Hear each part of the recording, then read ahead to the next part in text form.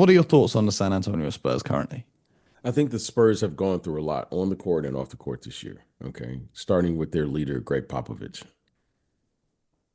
I think that is Yeah. where I want to start. Okay. And shout out to Coach Pop. Hopefully, he's had some health issues. So let's start there with their leader. He's been the leader of this organization, what, I don't know, seems like forever.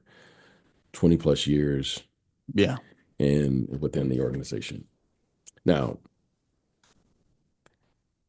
when you look at Victor, because Victor is now the face. He has the potential to be the face. He has it, whatever it is. He has it.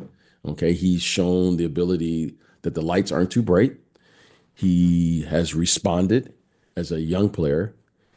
He has suddenly gone from, you can argue they were tanking last year, to suddenly now we're talking about them right now. We expect them to win. They've kind of changed the narrative. They've traded for a max player now, and now they've kind of moved into a different realm where we're expecting them to get to the playoffs. Okay. I've said this when I first saw that young man years ago playing in France, and then I'm going to say it again. When you have these players at this size, Wembanyama, Bobo, you must approach the game from a creative viewpoint and figure out how to utilize these players, because you can't just put them in a box. I have said it then, I'll say it now. I don't think Victor is a center. He may settle at the center later in his career, but right now he's not a center. He doesn't he doesn't think like a center. I mean, guy comes down, he's shooting one-legged threes off one leg. He's shooting threes off of one leg. He's nutmegging people. He's doing things that you don't see a man his size do. When you have a tall player like this, okay, his power forward right now is Harrison Barnes. I don't get it. Now, I keep saying this. When you look around the league now, the teams that are the better teams in the league, everyone's going big with their front line. Let's take your Celtics. Al Horford and Porzingis. And there was no Jaylen Brown last night, correct? No Was it Jalen Brown. no Jaylen Brown. So they're big. Cleveland Cavaliers, they're big. The Milwaukee Bucks, they're big. Oklahoma, they're big. When they get healthy. Yes. You have the Memphis Grizzlies, they're big. Okay. You're starting to see this trend. Okay. I don't know if Houston you'd say the same thing about. Okay. But they I got an didn't old say, school oh, big at 5. I did. You can argue that the front line of the Denver Nuggets, they're big, because what's the name is 7 feet. Michael Porter Jr. He's 7 feet, right? Small Well, forward also Aaron position. Gordon isn't insanely tall, but he plays He's above the big. rim like no one They're else. okay.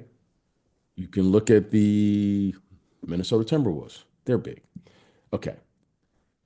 So now you're starting to see, and by the way, the Dallas Mavericks, when they get healthy, if they get healthy, they're Hmm. big.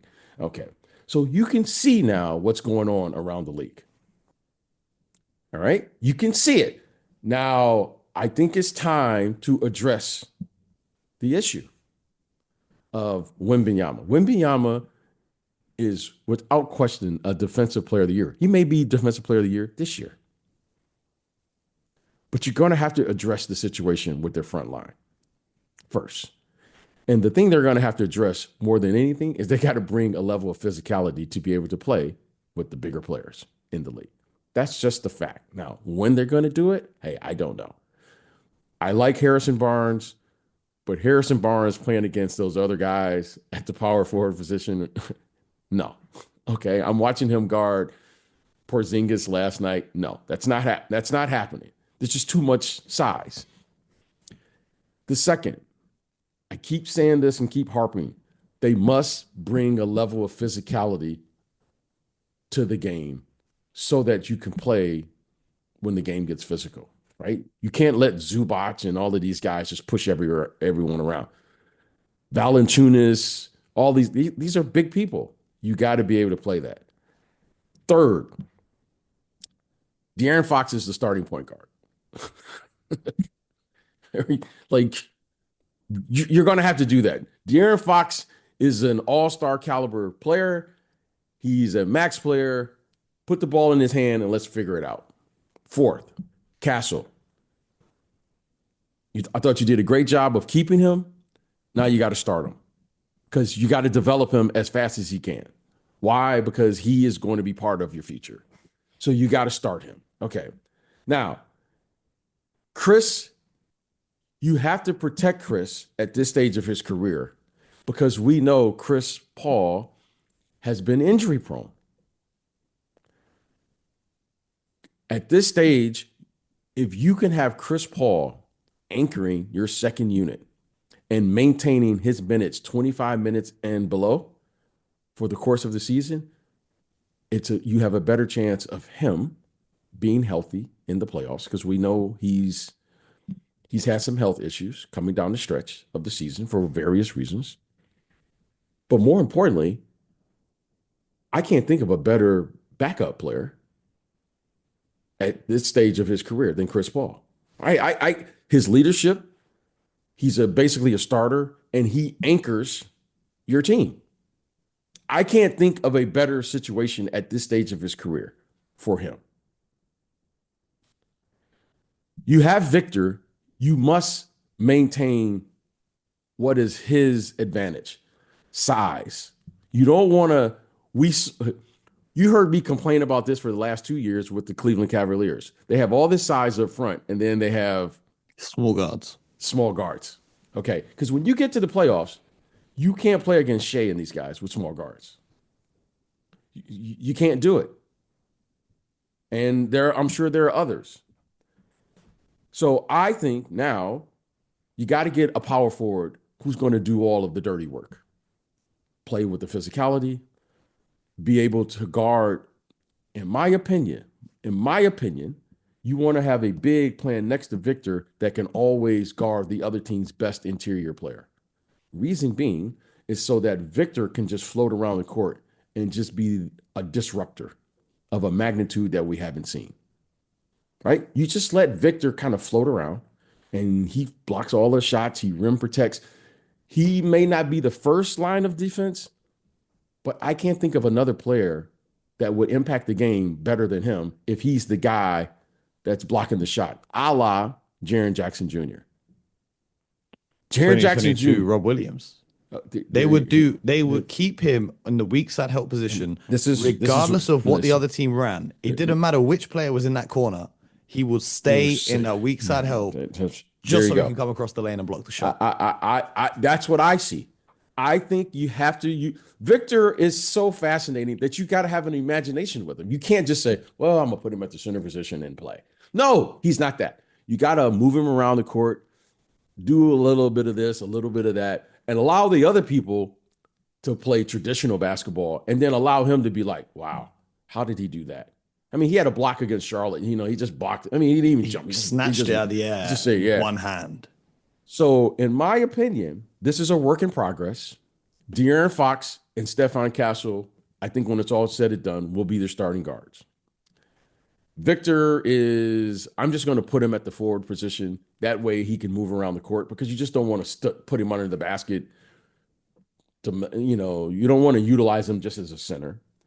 And then you got to figure out the other things around him, right? You got to figure out, in my opinion, a small forward who can play the game and do all of the things defensively, offensively that you're going to need to do playing with him. Because Victor he's too special of a talent. You can tell he's not just the center. The way he plays, like he's just shooting three. Like he'll just come down and just shoot a three casually for no reason at all. And you got to make sure that you keep him engaged in the game so that people just can't beat him up, right? Because in my opinion now, this is my opinion, he's playing on the perimeter a lot. And the reason being is because he's just not physically strong enough yet to go and when they switch and do other things. He's just not strong enough yet. That's just a matter of him maturing and getting stronger. But in saying all of this, you still like their team because at any given night, you have a player like Victor and you have another player like, De'Aaron Fox, who are capable of getting 30 a night. They're both, I think they just scored 30. Both of them had 30 in one game just this week or last week. Yeah. And then you have Stephon Castle, who is just coming on. Now he's getting 20 off the bench. He's figuring things out as well. So they are a work in progress. I think, you just got to give the ball to De'Aaron Fox and then figure it out on the fly. I think you got to give it to him because he's too fast. But you got to play to your size. And Victor's size, to me, is just what makes the team could be like exceptional because he can switch, he can block shots, he can just play and you can do things with him. But in saying all of that, it's really hard to do this mid-season. You start trading for players, inserting players, and doing all these things. But I would love to see them utilize him in a way where you just allow him to roam. He's kind of like you just figure out where to put him during the course of a game so that he can just disrupt the other team's offense because he can do that all by himself. But I think they are probably going to have to figure that out. That's easy for us to see it because we're not coaching the team. We don't know what's going on with their size, what they're trying to do. Maybe Victor wants to be a center. Who knows? I don't know that. But based on what I can see, I would love to just let him disrupt the other team just to figure out how do you supposed to get to the basket with him? Because he's always coming from the weak side or he's always in the position to protect the rim. And I think that would be, he's already special defensively, but I think that would just be epic. Yeah. What he could be in the NBA as a defender.